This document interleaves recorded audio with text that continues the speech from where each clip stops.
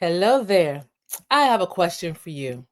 Have you ever led a meeting with a smile while secretly questioning everything on the inside? Or have you ever shown up polished, professional, and perfectly poised, yet you're feeling like you're pretending the whole time? Well, if you have, know that you are not alone. And in this episode of Transformation Station Leadership Podcast, it's just for you. Let's go.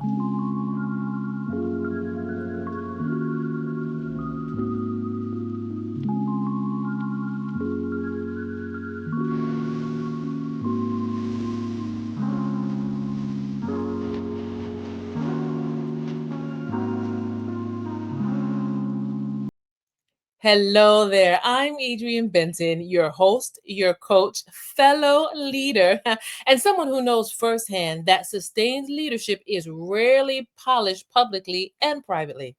And in today's episode, it's called Polished and Pretending with Dr. Martin. And we're going to be talking about the myth of having it all. Listen, listen, listen. This indeed is a vital conversation because there's way too many of us that have been taught to perform leadership rather than to live it.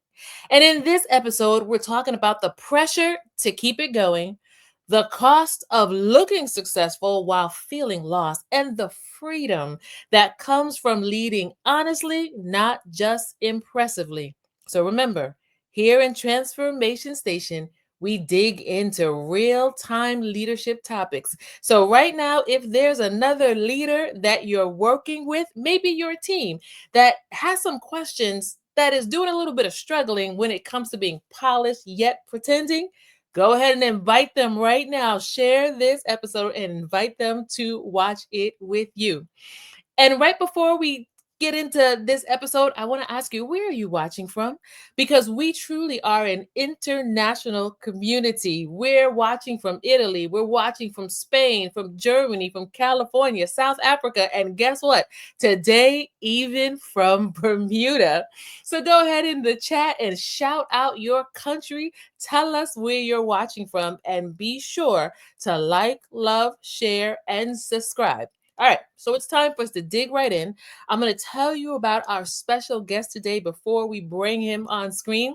Our special guest today is Dr. Richard Martin.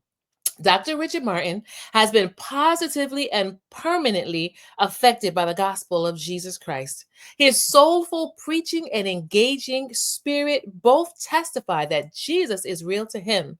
As a native of Tampa, Florida, Dr. Martin is a proud product of Christian education. His educational journey has taken him through Pine Forge Academy, Oakwood University, Andrews University, and most recently, Boston University, where he earned a Doctor of Ministry in Transformational Leadership. There, he undertook research investigating the role of peer support in clergy emotional and mental well being. Dr. Martin commenced his ministry in 2015, and since 2022, he has been privileged to serve as the senior pastor of the Devonshire Church of Love in Devonshire, Bermuda. Alongside his pastoral role, he pursues his passion for family and pastoral wellness as director of Adventist Family Life Ministries for the Bermuda Conference of Seventh day Adventists. Dr. Martin is the author of Grace 101, Heaven's Healing for Human Hearts, and Ordered Steps, a guide to knowing God's will for your life. Listen to this. In everything, Dr. Martin holds to his life motto: it is better to live in the will of God and be questioned by men than to live in the will of men and be questioned by God. I am absolutely thrilled and honored to bring to the transformation community Dr. Richard Martin. Good morning, Dr. Martin. Good morning to you, Chaplain Benton. I am excited to join the conversation here at the Transformation Station. Thank you for having me today. Thank you. What an honor. And Dr. Martin, this is such a vital conversation for leaders. And I believe that it is a conversation that impacts leaders, whether you're brand new, because there's Sure. pressures that come with being a brand new leader, or whether you're kind of mid career, you've been doing leadership for 10 years, right? That's Or right. whether you've been in it for the long haul, you're looking at 30 to 40 years. We all still, notice I said we all still as leaders have to wrestle through at times the myth of having it all. To my audience, I want to ask you right now, have you ever looked like a leader on paper while Hmm. quietly falling apart behind the scenes? I'm raising my hand. I'm raising my Definitely. hand. Definitely. After 20 years, I can say yes, yes, yes, yes, yes. We've been taught this story, Dr. Martin, that the good leader is the polished one, the Hmm. strong one, the one who has it all together. Dr. Martin, I'm going to start off by asking you from your experience as one who has led others and your experience as a leader from a personal experience, what does polished and pretending mean to you in the context of leadership? Excellent question. And from the time we began talking with one another and kind of discerning where this conversation could go, and when you so aptly labeled it polished and pretending, I couldn't help but smile because there's actually a buddy of mine um, who's very affirming. I think that's one of his love languages. Like he's just the encourager, the affirmer. And anytime he sees me, he's always like, man, you're so polished. You're so polished. And so when you use that word, I thought of him, and I've often said to him and many others, like, you just have no idea, right?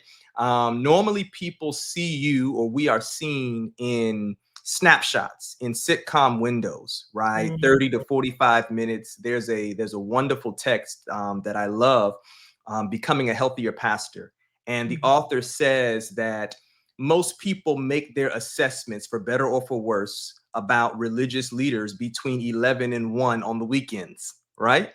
So think about how many hours are in a week. And really, it's a 2 to 4 hour window when you add up all of the chances that people have that you serve and lead to really see you. It's kind of a curated moment. You're dressed up, you look the part.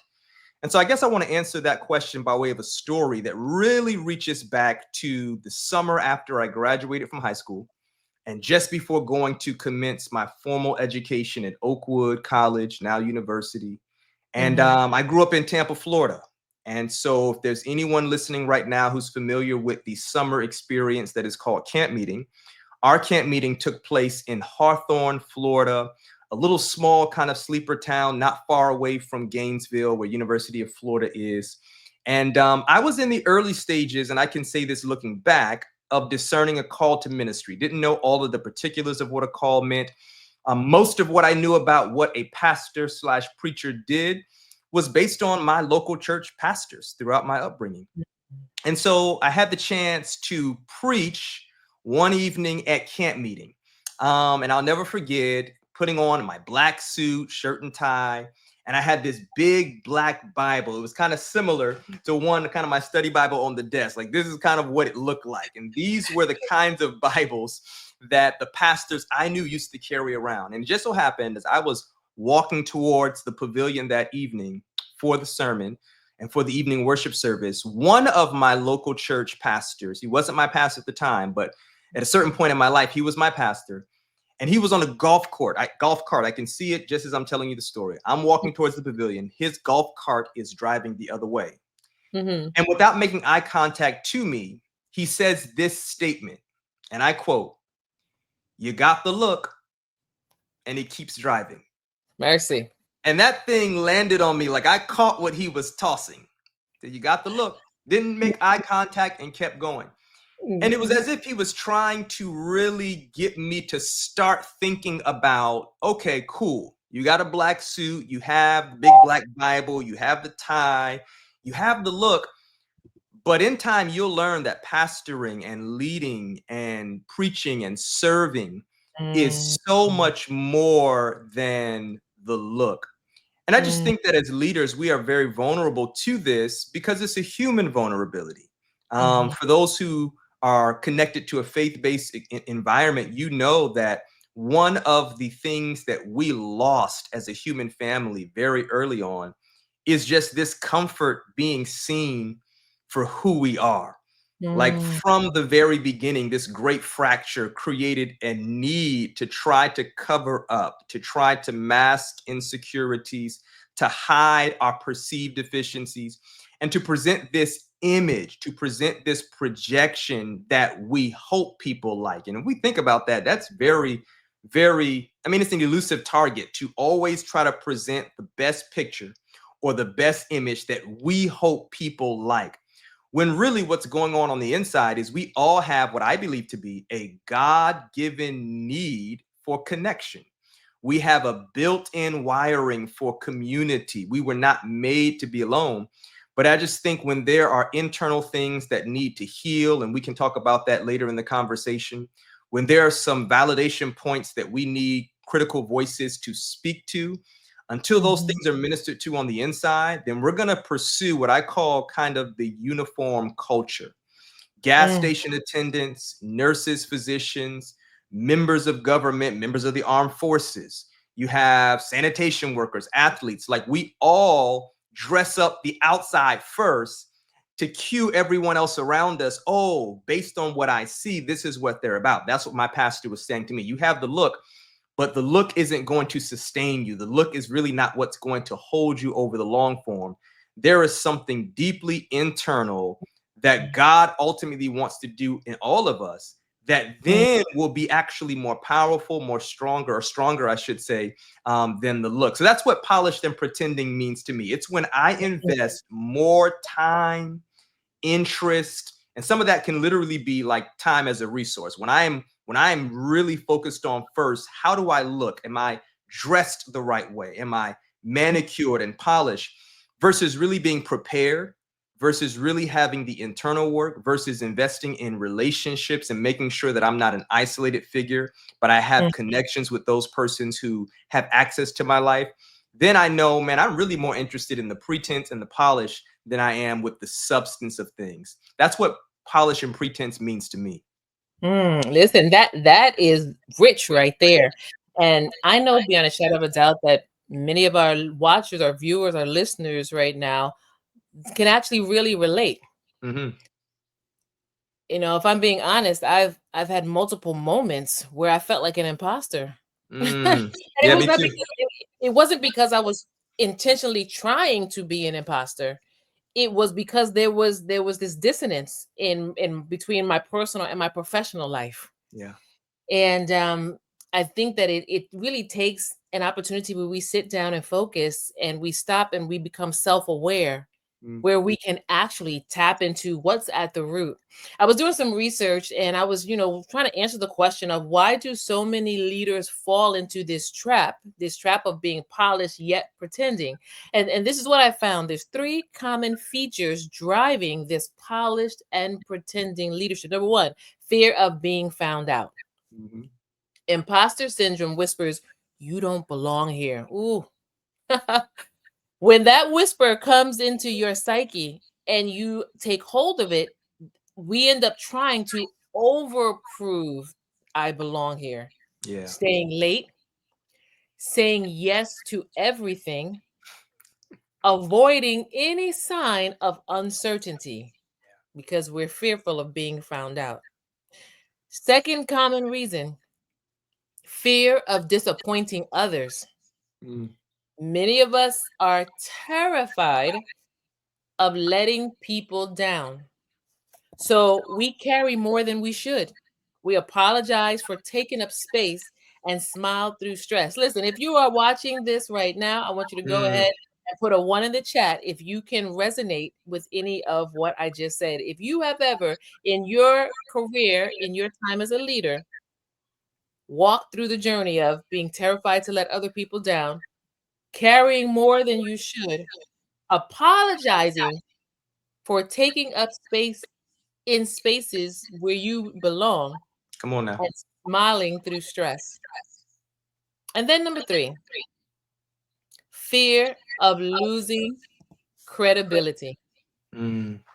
Many times we believe that cracks mean weakness. If people saw how messy we were in the inside,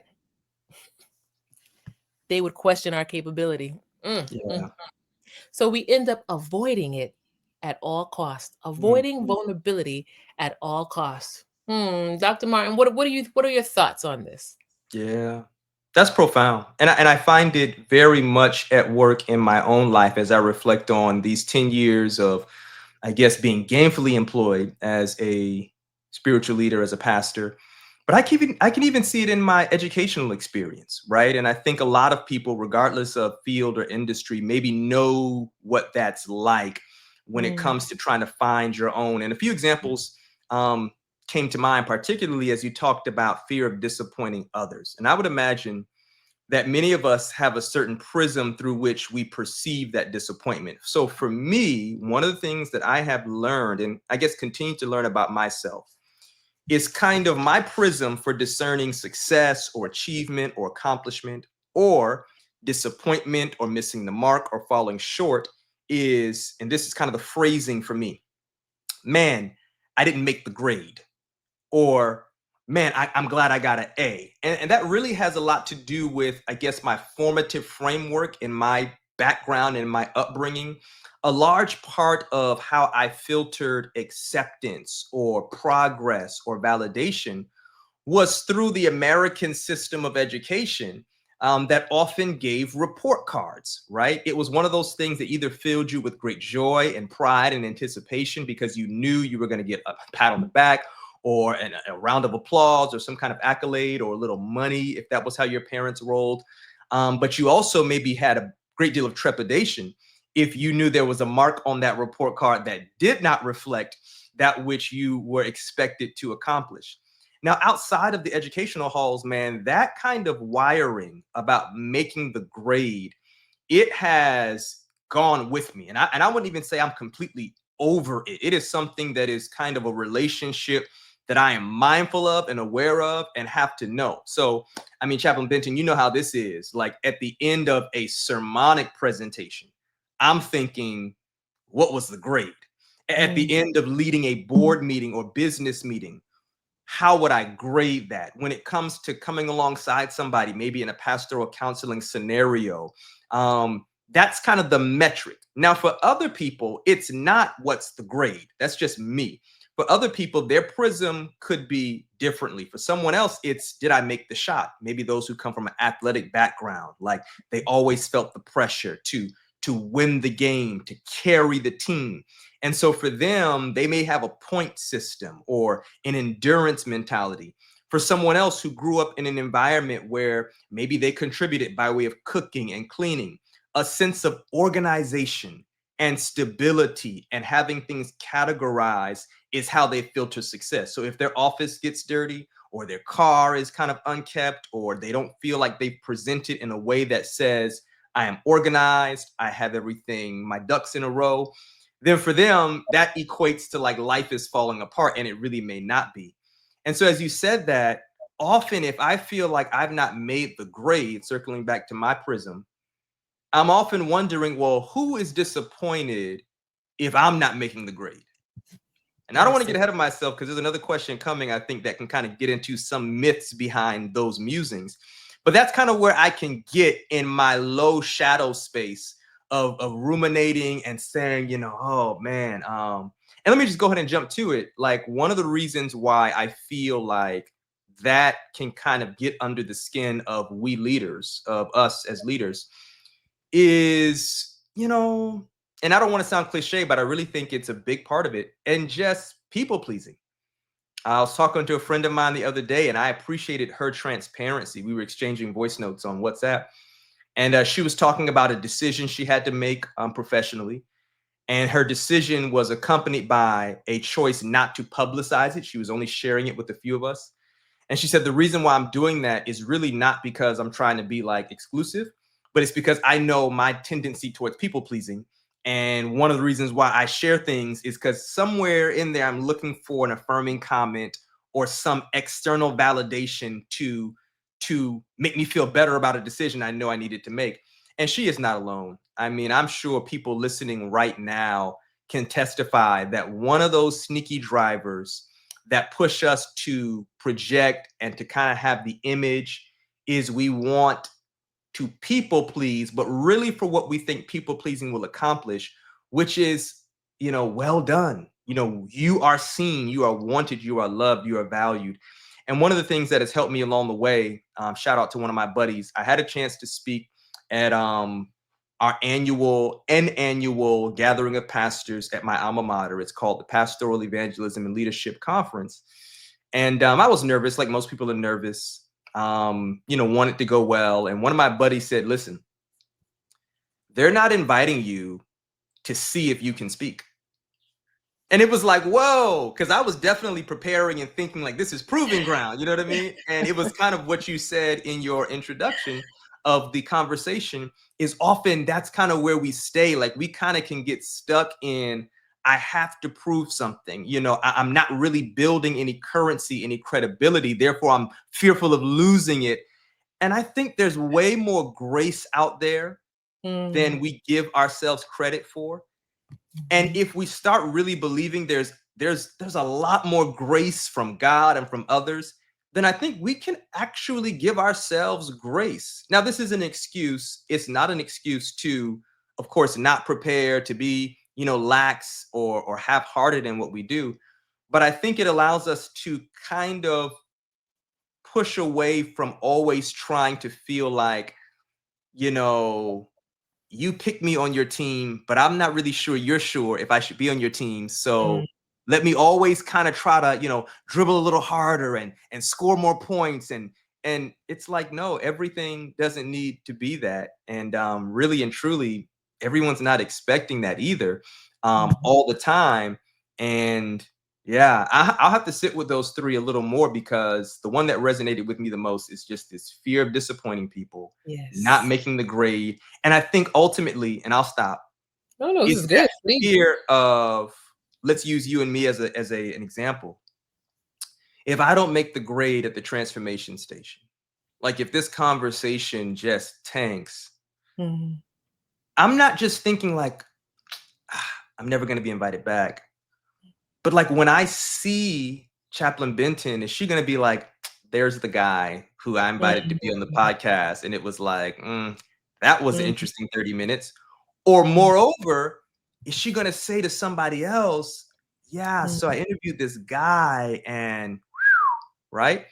So you begin to ask yourself, where's that coming from?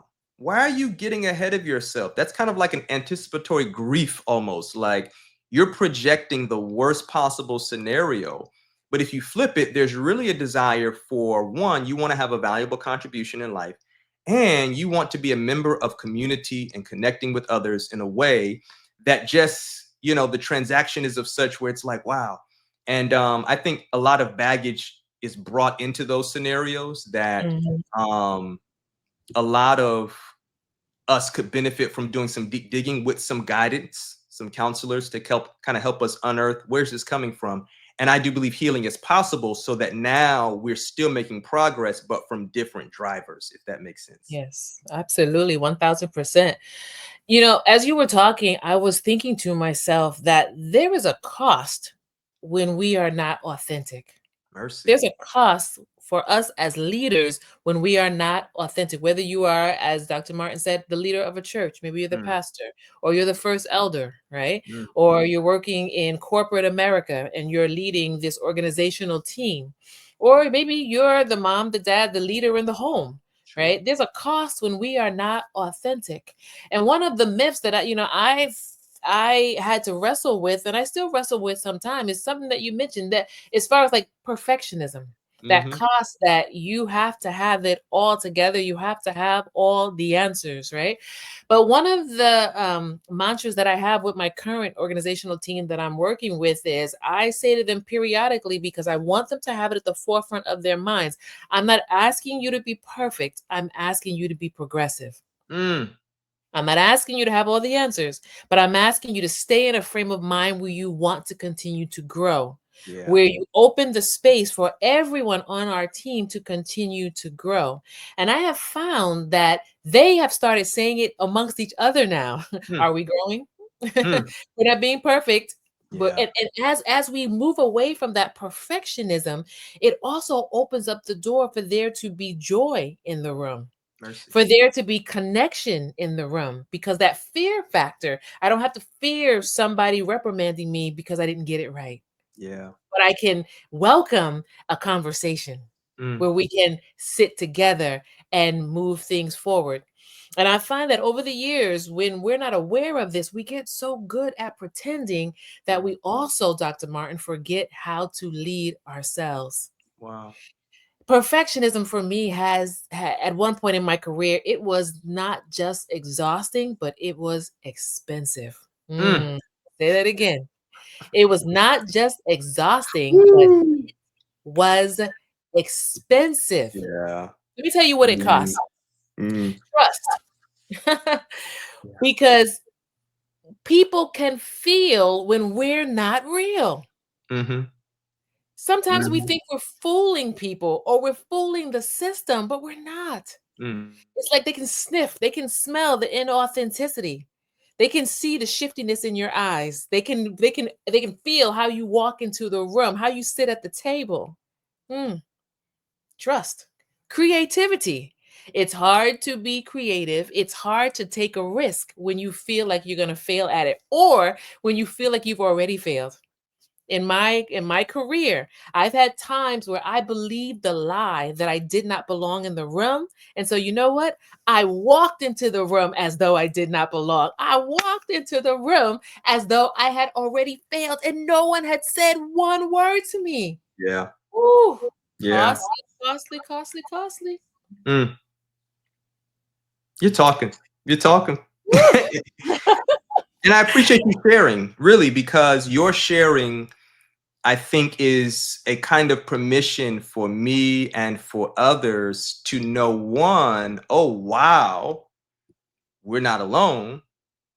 And to also kind of hear our own thoughts in response to you sharing your thoughts. I would Mm, imagine that there's not a person who just heard you share who couldn't immediately reference moments where they did the same thing. mm, Walked into rooms as though they did not belong into them. mm, Um, Altered. I mean, it can be down to how you talk. You know what I yes. mean? You don't have that accent. Like, that's not where you're from. You're not from that region of the United States or the world, but just trying to Mhm, connect. mm, The pace of speech or mm, the things that you kind of feign interest in that you're really not interested in. You don't actually have, you're not conversant in that sport, in that idea, but just trying to fit in. And so, wow. Thank you. Thank you for letting us know. I can relate to that. It yes. is an expensive endeavor to try Mm, to put forth this idea that I have it all together. And I think, mm, if I can, one of the myths for me is this myth that the whole world is watching. Now, I want to be careful with that because, on one hand, that can kind of be a backdoor idea. And I say backdoor because normally it's not really taught, but it's one of those things that's caught, particularly for those who have some sense of calling in whatever leadership arena you're in, but some calling to make a difference. There can kind of be this save the world complex, and that the whole world is on their front porch and they're just saying, man, one of these days, Chaplain Benton, Dr. Martin, they're going to fly in with their capes. I know they don't know that I exist over here in, southern Australia. I know they don't know that I'm here waiting on them in northern Serbia. I know they don't know. Like, we have this whole idea that there's this global anticipation. Now, I'm not trying to cancel out a desire to impact the world or to have mhm, a meaningful contribution. Like, no smoke. This is not pretense. I genuinely believe the transformation station conversations have the substance to transform the world in this way. As each one hears and learns and shares what they heard and learned, man, those ripples go out. But I think there is kind of an exhausting, expensive way of framing impacting the world. That is to say, everything I do, anything that I have an idea about, any dream, Mm. Anything that I'm imagining when this very platform was in its infancy, when it was just a thought and a desire, man, that unnecessary pressure that the world is watching you think and draft, that the world will be there to kind of, all right, Mm. you want to launch, but you know what they say about launching podcasts. That's Mhm. enough to make a person inactive. I mean, it creates a Yeah. certain kind of paralysis. Or what we do is we scale the dream down Yes. so that we kind of have this, well, if it does fail or if it really doesn't, then I didn't really, it wasn't that much of a loss, as opposed to saying, no, swing for the fences, right?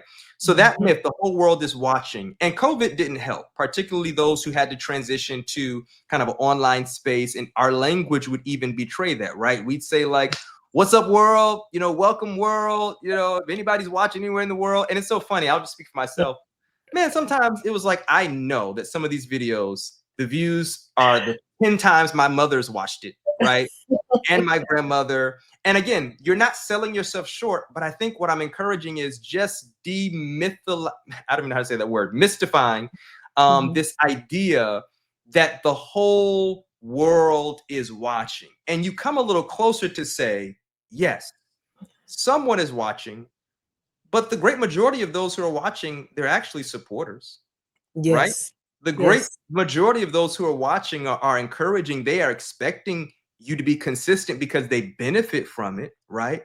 And I Yes. think that if we kind of reframe and move away from the myth of, I have to satisfy 8 billion people, to Mhm. really trying to say, Lord, help me first and foremost to know that there's an audience of one, and that is this. If you've given me this idea to run with, then a part of the Mhm. success is just obeying that, Yes.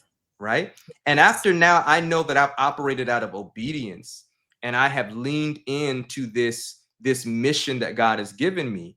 Then everything else I think begins to feel differently because I am not here with the weight of just expecting all eyes on me. And the last thing I'll say is this whole idea can be very toxic about the whole world is watching because it can Mm. kind of become emotive.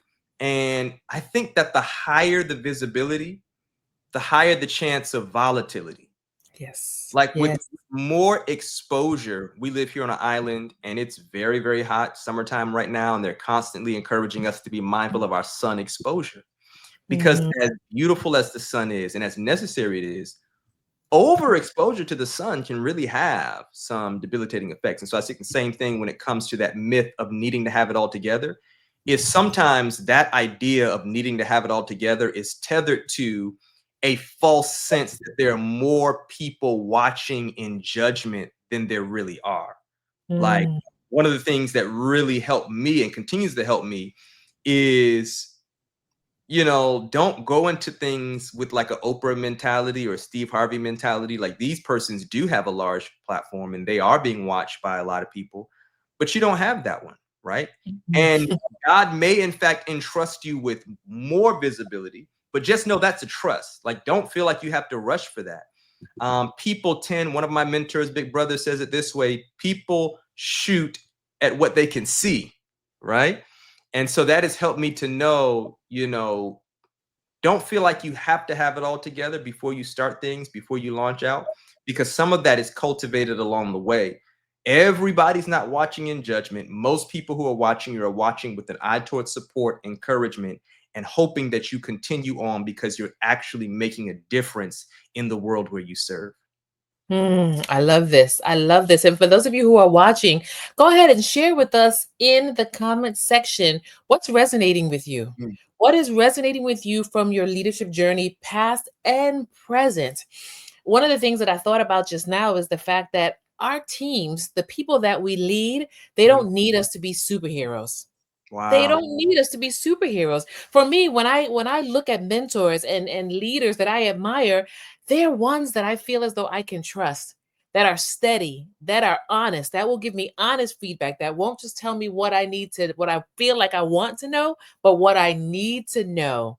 So right now, if you're listening to this or you're watching on YouTube or on Facebook, listen, if you've been wearing a mask, Mm, even just a little bit, mm. take it off. Take this episode as an opportunity to give yourself permission to take off the mask. Yeah. Why? Because you can lead from wholeness, Mm, not from performance. You mm, can lead with breath in your lungs and truth in your voice. mhm. Because guess what? When you do, you will be even more respected. Yeah. And Yeah. you will feel lighter. You will have even more space and room within yourself to truly lead according to your calling, not according to your position. That's it. So then, Dr. Martin, that takes us into how does pretending impact team culture, Yeah. trust, and psychological safety, especially in high stake environments? Many of us right now are working in less than ideal conditions in terms of we're Mhm, working with less money, mhm, less manpower, less, right? If you're a church pastor, maybe you have a smaller church mhm. where you don't have a lot of members and you got 20 people to do 30 jobs. Or Yes. maybe you're in a church that is full of people. You have hundreds of people, but you only have 10 people that really want to work or do anything. Maybe you're in the organization and they just came to you and said, we're going to give you a 10% budget cut. And now you have to do more with less finances. Maybe there are some people that you have to let go of because you can't afford to pay all your people. How does pretending impact the culture and psychological safety in high stake environments? What are your thoughts, Yeah. Dr. I think it impairs the quality of conversations that we have. There's a certain depth of communicating that only takes place when there is, I would say, ever increasing psychological safety and trust and connecting on a team. Um, the type of feedback that I need to provide and the type of feedback that I need to receive can only really happen as we continue to cultivate higher levels of trust. Now, if there's pretending, that serves as kind of a help me out, chap. What do you call a boot? You know, when you Mhm. park in a space where you're not supposed to park and they put Yes. something on your wheel, you're not going anywhere. Pretending kind of serves as that obstruction.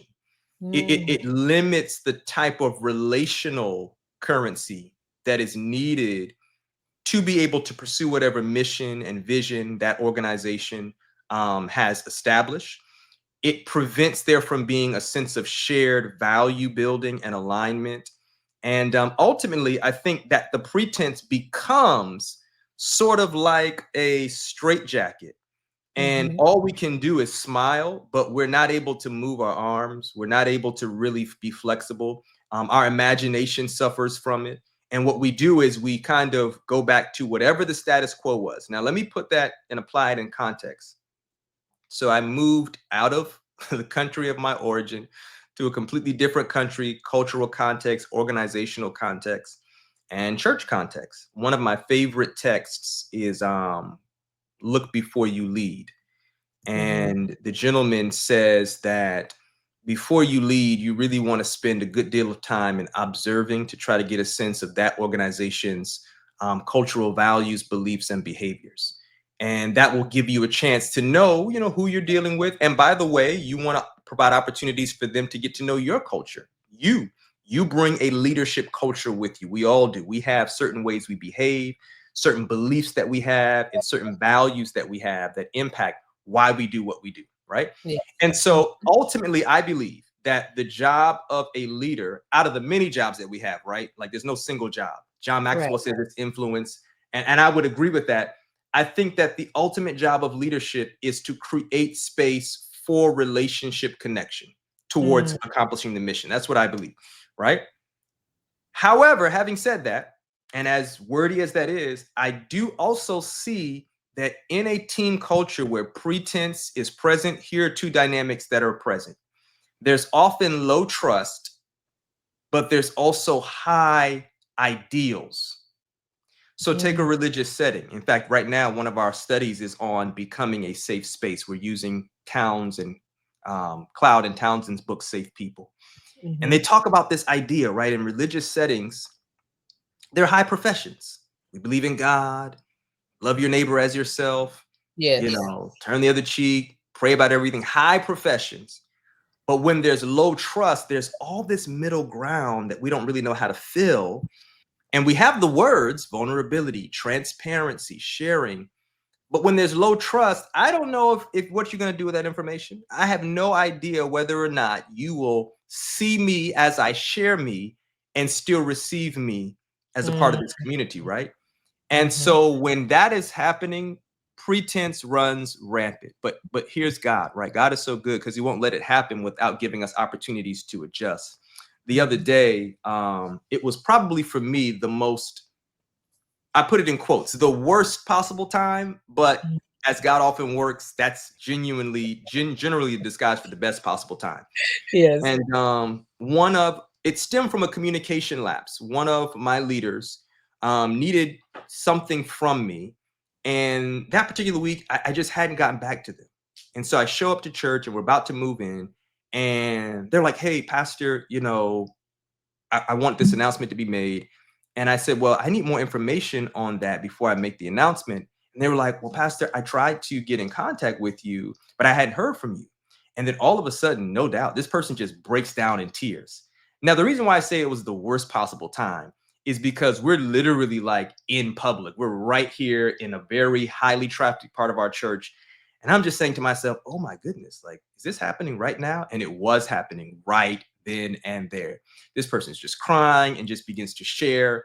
And it was kind of an emotional breaking point that was not all about that interaction between us because they began to share more things and more things. And it was kind of a catharsis moment.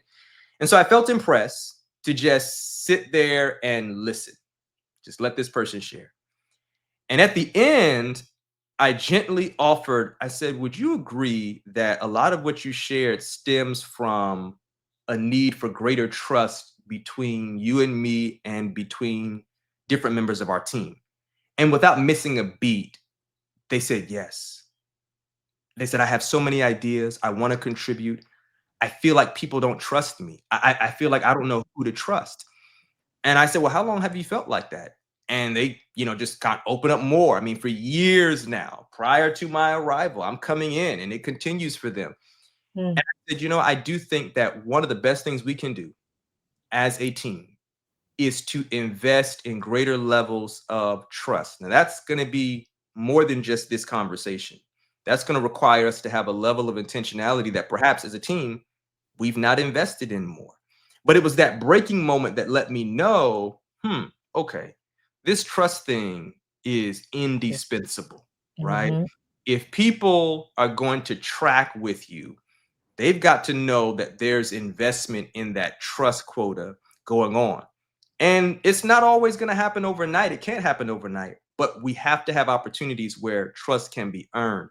And that was a great moment for me to recognize, like, all right, my team, you said it, they don't need me to be a superhero, but they just want to know, like, yo, you are a person that is interested in trusting us and is making yourself available to be trusted, right?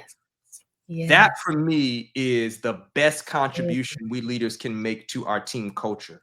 To Mm. say, as a foundation, let's cultivate that trust. Now, let me just throw these in there because it's something that is constantly feeding me. What if the leader has trust challenges, right? And in many ways, we can see that Yes. where I don't trust you all to not mess this up. And this can be filled in however a person needs to fill it in. We have this major project that has been assigned to me to lead, and I have a team. But if it doesn't go well, guess who's getting called to the office? Right. And if you don't have trust in your team, then they're going to perceive that. And ultimately, I think whatever we're trying to pursue is going to be impacted. If Yes. I am not over communicating, if I'm not sharing things, pulling people in, I have to ask myself, where's that coming from? I would recommend two resources as a continuing point of education for our listeners. And these are two texts that I kind of keep near me. One of them is called Becoming a Healthier Pastor. Now, even though it's about pastoral leadership, the principles apply to various leaderships. leadership settings. And the other one's emotional intelligence for religious leaders. Excellent, excellent texts that, again, they cross leadership arenas because they really help us raise, wrestle with, and answer some questions towards what is showing up behaviorally, my attitude, when I come in the presence of my team. How do I pay attention to my mind, my thoughts, my body? Do I feel as though, man, I don't know if I really can trust these people? Where is that coming from? So, don't want to go down that conversation. I would just recommend those two resources to our listeners as a point to say, after this conversation, maybe I should spend some time there because it'll allow us to have questions. And here's the gold. Mm, Craig Groeschel says this: if the leader becomes better, everybody becomes better.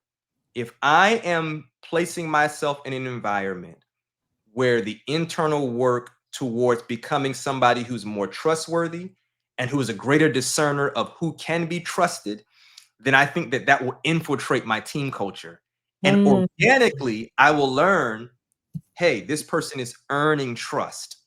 This mhm, person deserves greater trust, and I have to earn that trust as well. With that particular team member that I learned about, I learned in listening to them, okay, one of the ways trust is cultivated with them is a kind of communication that does have a time component.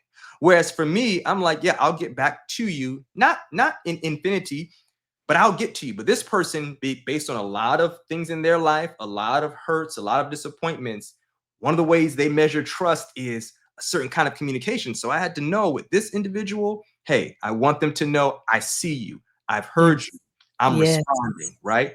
And that yes, happens over time. But you can't go yes. wrong by investing in trust, because that trust becomes the fuel that, again, organically kind of removes the pretense. When you trust people, you become more of yourself naturally. Mhm, You don't have to yeah. perform. You are going to get the Richard Martin, right? You're going to get the guy who loves to laugh, loves to joke, but also you're going to get the guy who appreciates timeliness. You're going to get the guy who enjoys great food, but you're Mhm. also going to get the guy who says, guys, I'm tired. Let's end this meeting, right? Yes, Because yes, trust is built up, and that now leads to an authenticity that happens organically. yes, yes. I love this.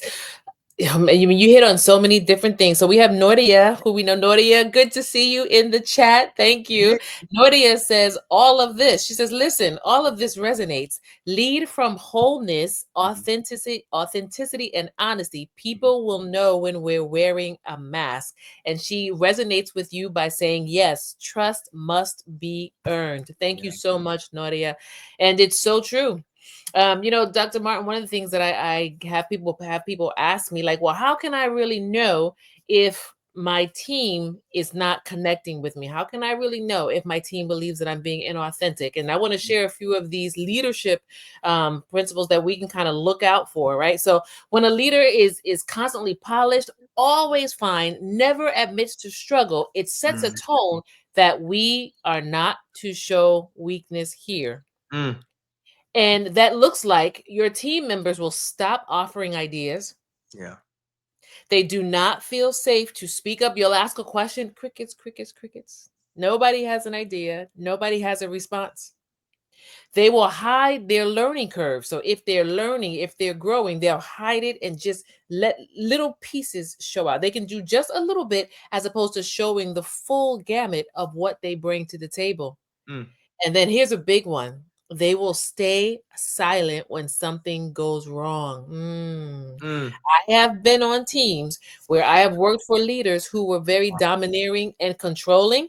And when something went wrong, as opposed to myself and others jumping to quickly fix it, we just kind of stay silent to kind of wait to see, like almost like you're bracing yourself for shock, yeah. bracing to see, okay, how do I protect myself? How do I protect myself? Okay, and then what's the minimum that I need to get done so we can move on from this? Hmm. That's not what you want as a leader. And then you touched on something earlier where you said, well, what if you're leading and you're working with a team that you don't trust? Now, Yeah. let's be real. Not every team you have is going to be trustworthy. Hmm. Sometimes you have individuals on your team who they are not trustworthy. They are Hmm. not team players. And one of the recommendations that I give to leaders many times is number one, to thine own self be true. Mm-hmm. I had a leader previously who she had a saying, call your own tilt. And she said, you know who yourself, who you know who you are. So be honest with, first of all, be honest with yourself. And then secondly, be honest with me. She said, Mm, because as I'm leading you, if you're honest with me, then we can start from that place and we can move forward and grow quickly together. But mm, if you're dishonest and then I find out, then I have to start from a place of dishonesty and then move into what it is that we really need to fix. yeah. So, as a leader, I invite you to call your own tilt. You know how you show up to work every day. You Mm-hmm. know what messaging you put out. If there are things that need to be corrected, then to your own self, be true. Yes. And start putting it into practice. No one's perfect. We strive to be progressive. Yeah. And then if you have a team, you need to get to the root. What is the root of my not being able to trust them? Mm, And then you work from the root. mm, mm, mm, mm. Because this is how we shift from pretending to transforming. Yeah. Ah, Yeah. it's about transformation, Mm-hmm. right? It's about growth because we want to go from polished to pretending to really practicing and then walking forward purposefully. Yeah. So we go from pretending to being purposeful. And we need to understand that authenticity does not lower our credibility, it strengthens it. Sure does. It may not feel like it in that moment. There may be some hills to climb, right? Some valleys Mhm. to walk through. But at the end of the day, when there is honesty, you internally are operating from a place of strength. You're operating from a place of peace. Yeah. Let me tell you something. I'm a firm believer. Everything around me could be absolutely crazy. Mm, But if I have peace on the inside, that gives me an extra dearth, an extra strength that I yeah. have to walk forward through the terrible meetings, the lack of a budget, the Mm, people coming in late, the people not agreeing with me being there, like, or my own feelings of inadequacy because maybe I got promoted and I don't have a lot of experience and I'm leading people that have yeah. more experience than me. Yeah. But when we leverage it's okay to be human, that creates the room for loyalty, for trust, and for psychological safety Mm, to grow. And ironically, that then gives us more influence. Dr. yeah. Martin, this is like off the cuff. I want you to think about a leader that you admire. Mm-hmm. What are some of the leadership traits that that person possesses? Mm. So many faces came to mind. I'm not gonna lie. Yeah.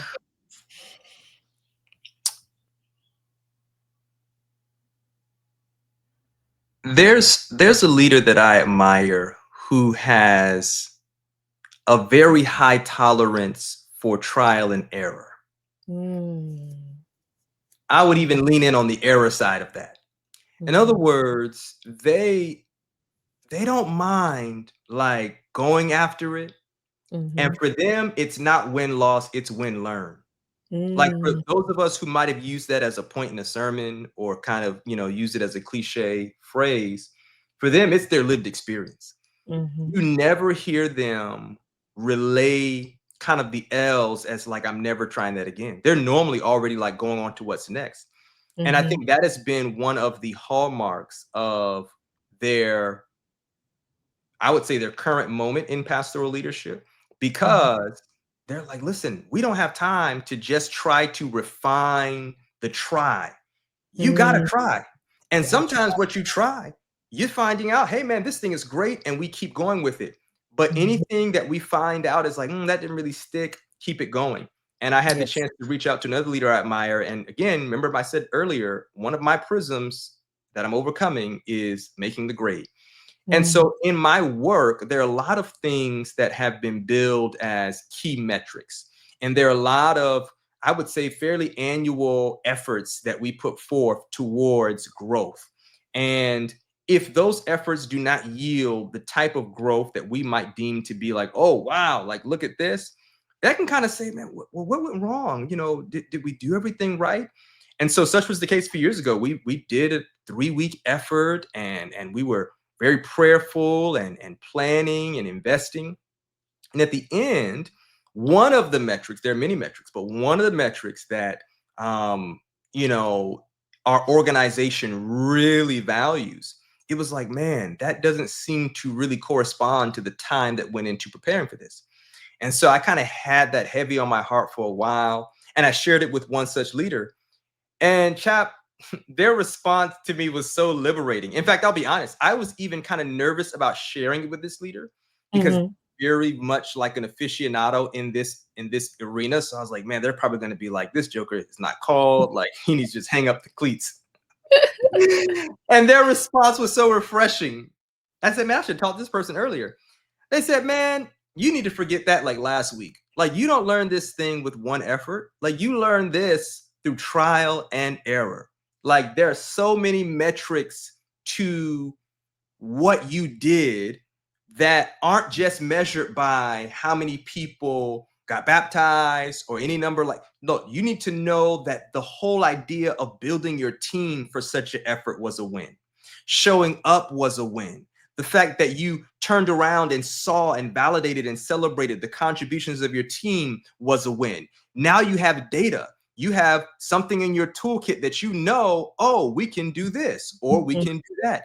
The Mhm. developing of messages, like he began to go off on all the different ways in which what you were defining as a loss was really a learning experience. Mm. And man, that was so liberating. I literally had to laugh after we got off the phone because I'm saying, this really Mhm. is true. So that's what I would say. There's a guy that I have in mind, a few of my friends, and what I admire the most is they have a high threshold for trial and error. It's like a playful game. What Mhm. can we try and learn from? Because Mhm. along the way, something's bound to stick, something's going to be impactful, but all throughout, we're going to learn. I love that. And, to those of you who are watching right now, I want to challenge you and ask you this question. In your leadership role, do you have a high tolerance for trial and error? Do you have a high tolerance for trial and error? Ask yourself right now on a scale of 1 to 5, 1 being absolutely, 5 being 0. No, I don't Mhm. at all. But do you have a high tolerance for trial and error? Because as we are seeing and as we are hearing, is that tolerance for trial and error is a part of what gives us that room to It sure does. actually walk forward with our teams where there's creativity and there's trust. Yeah. And you never know what will come out of those opportunities for trial and error. So, as we turn the corner here, Dr. Martin, I want to ask you one last question. What practices would Mm, you recommend that would help a leader to stay grounded and to mm, stay real, especially when the pressure to appear polished creeps in? And before he answers the question, we'll give you a moment to think about that. mhm, Those of you who are listening and watching, in a moment, Dr. Martin will share with us how you can keep in contact with him if you have any additional questions. I invite you to go ahead and put comments in the chat or questions in the chat, even if it's on the replay. We will see them and we'll mhm, have an opportunity to answer them. And I'll mention them in a future podcast that we have coming up. But mm, Dr. Martin, back to you. What practices would you recommend to a leader who may be feeling the pressure to mhm. be polished? Yeah. A few practices that I would say I've observed in others and I implement myself. One is journaling. And I have to shout out my mom for that. She was the one who I think kind of gifted me the idea of the healing benefits and the developmental benefits of journaling. Now, that term, depending on who hears it, it can kind of be like, oh, I don't have time to write pages upon pages of emptying out my heart. No, sometimes journaling is just writing down a sentence or two of how you're feeling or a question that you just want to sit with. And I think one of the high benefits of journaling is it just externalizes, right? There's so much, there's only so much bandwidth we as leaders have. And a lot of that bandwidth needs to go towards so much that journaling allows us to get the stuff out without the pressure of it being presented in public. It's just for you to kind of say, this frustrated me, or I want to work on this. And you kind of develop your own file now that you can look back on and say, wow, here's where I was and here's where I am now. The second thing I would say is anything that is in the exercise and fitness arena that has you always needing to grow. So that can be sports, golf, basketball. For me, it's running because you kind of want to keep the finish line far away from you. That has, for me, corresponding benefits in leadership because as I'm running, as good as today's run was, I don't want to stop running and just rest on that because I'm going to suffer because of that. I got to keep running. But tomorrow's run, that may be a challenging. It may be hot. I may have been a little sluggish. My nutrition might not have been the best. Maybe I tried to bite off more mileage than I could chew for that particular day. But even then, I don't want to stop. I want to keep getting out and I want to build a kind of consistency that fuels a growth mindset. I think a growth mindset, shout out to Angela Duckworth, read the book Grit. That for me is connected often to some type of play activity. Whatever you can do to play, that's going to fuel a growth mindset because you're never done. You've not met a kid in your life who played one day, had a great outing at the playground, went to the circus, went to an amusement park, and said, you know what? I think I've gotten all the play out of my system for the rest of my formative years on to adulthood. Like, no, you don't hear that. They're looking forward to the next time they can play. So, literally being in an arena where you're playing, for me, it's connected to sport and running. For you, it may be different. I think that also is a driver of staying grounded to know I'm never really going to arrive. I'm always trying to get after it. Then Yes. these things may be a little practical, and I'm not being humorous. I really mean this. Wash dishes, wash the car, mow the lawn, chores that just kind of, you can't be a superhero cleaning toilets. You know what I mean? I'm sorry. Like when you get down on the knees and you've got Lysol, you cannot fake the funk, right? You have to do that. And those types of things really do keep us grounded and in touch with the reality of ourselves.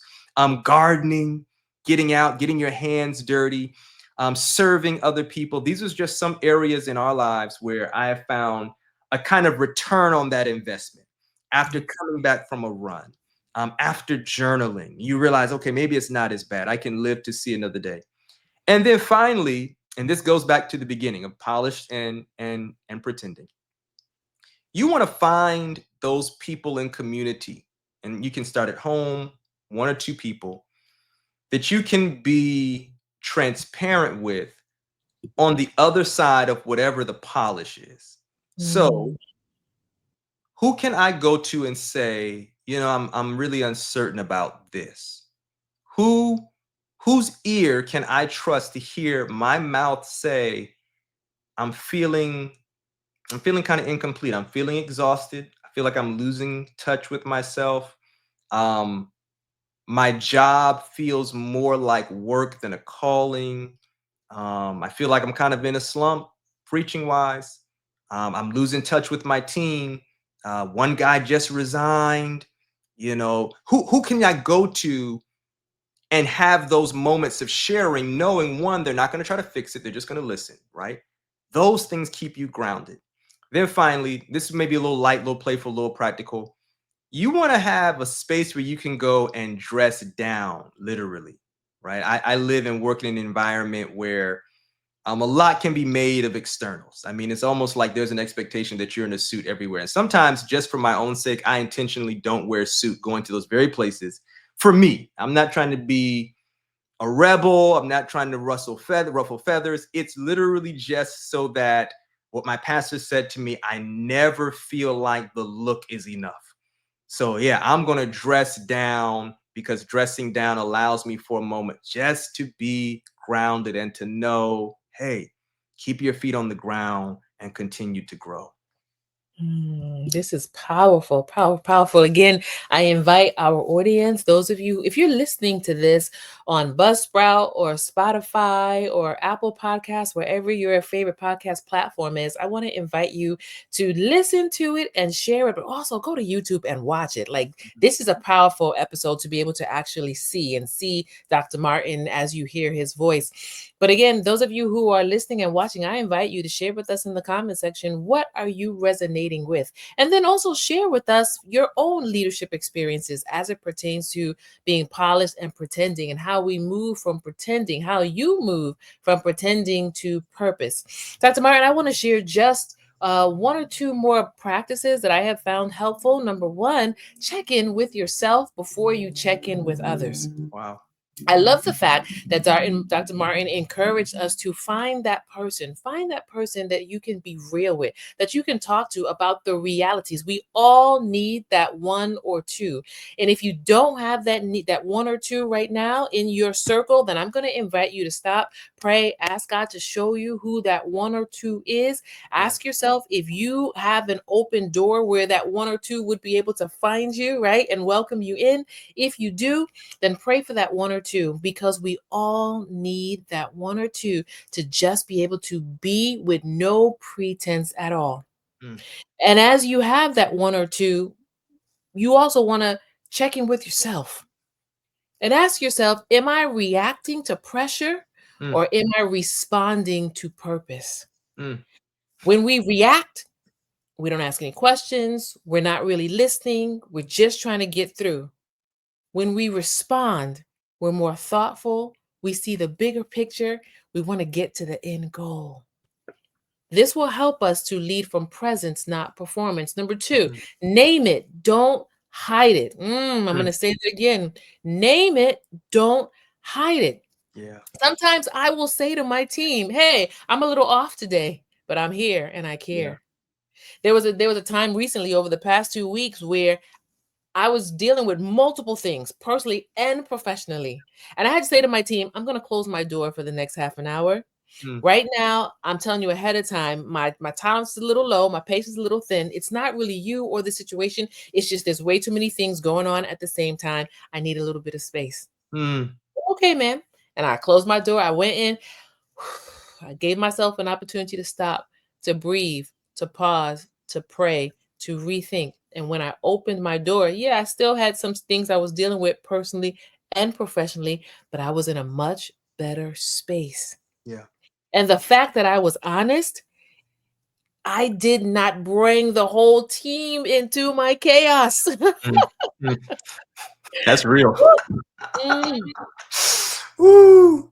That and when I had a chance to sit back, I was like, wow, Adrienne, I had heard about this as a best practice, but when I actually practiced it, I was like, okay, Yeah. it actually does work. And now it's a best practice that I put into practice at the appropriate moments. Mm, And then number three, this is one that I'm learning currently. Schedule real rest. You talked about sometimes taking off the suit, mm-hmm. dressing casual, right? Mm-hmm. Doing things that sometimes we say are menial, but washing the dishes, take out the trash, it brings back the human factor, because Definitely. sometimes our leadership roles can cause us to feel, Mm-hmm. right? That pride comes in and we feel like we're up here. No, no, no, no. One thing that I love, I could be out there. I can be Chaplain Benton, Commander Benton, all these wonderful things. When I get home, guess what? I'm Adrienne. Yeah. My Big time. husband, like, that out there is not in here. Mm-hmm. Don't get it. Yeah. Right. We got to slow down. Yeah. There's so many demands that are on us now, especially the times in which we live. As a leader, you are leading in a time where the demands will remain high. Yeah. Will remain high. And we have to be intentional about slowing down so that we don't go into burnout. Mm-hmm. We got to Mm-hmm. block out Talk time to for me. rest. In my the job that the assignment that I'm in now, um, my boss is intentional with, okay, let me see your schedule. Is there any white space? Is there any space? Have you made yourself an appointment this week? Did you put a block of time in it to counsel yourself? Are you going to lunch? Like my team will ask me, man, did you go to lunch today? Because I typically will work through lunch Yeah. because I'm a workaholic. Yeah. I admit it, right? And my team, Mm-hmm. they're like, ma'am, did you go to the gym this week? Ma'am, did you go to lunch today? Are you gonna eat? Ma'am, are you getting your water in? Like, we gotta take time to take care of ourselves. Wellness is one of the areas where when as leaders we don't take care of ourselves, we end up taking ourselves out Yeah. prematurely. Big time. Yeah. And then the last one, have one honest conversation a week. Mm. A minimum of one, right? All of our conversations should be honest, right? So that means always talking and leading with integrity. But what it's really saying is, goes back to what you said. Mm. Have one honest conversation with a trusted friend, companion, someone in your life, another leader, where you're able to say, okay, let me just talk about the highs and the lows of this week. Mm, Yeah. Even with your team, you'll find if with your team, if you have that once a week staff meeting and you just say, hey, let's talk about the highs and the lows, man, that will make a difference. mm, Because something you said at the beginning, everybody wants to feel as though they're being heard, mhm. as though they're being seen. And so when you open up the space for your team, it makes a difference, as well as Yeah. when you model the fact that you have opened up that space for yourself. Ooh, we go from pretending to staying purposeful.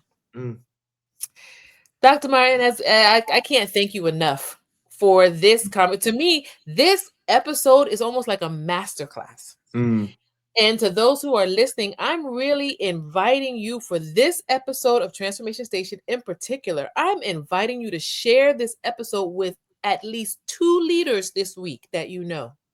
Two leaders that you know that will benefit from this conversation. And then, as a bonus, I'm inviting you to share it with your team. If you're a pastor, take this episode and share it with your elders. And then at your next elders meeting, discuss, right? If you work in an organization, take this episode and share it with your team members and say, okay, at our next staff meeting, we're going to discuss. yeah. Dr. Martin has given us rich gems. We have named it, we've talked about it, and we also have given you best practices for how you as a leader can move forward. Dr. Mm. Martin, is there any final word that you'd like to share with our Transformation Station community? Yeah, I would. Before I share, though, let me just thank you for the invitation. I don't think this is an accident. I really think it's providential. I have been nourished to the date. This conversation has been timely, and Mm, I do believe that it'll be a blessing going forward. I'm going to listen to it again yes. because I was not able to take notes as I normally do when I'm listening to podcasts. So thank you, and I just want to encourage you: do not stop. Please Mm, continue on as God gives you covering and guidance to do so. We are praying for you in your current assignment, that God would protect you and that God would literally multiply your investments so that many others are blessed by your leadership, and that the things that right now you're dreaming about and imagining would continue to come true, and that God's blessings would be over you and your family. Um, the final thing I want to say is just this.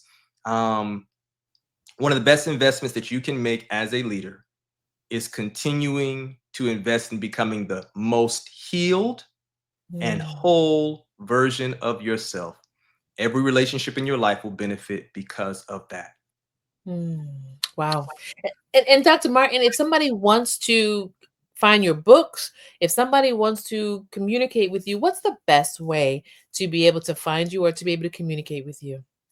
So the best way to find resources would be to go to richdmartin.com.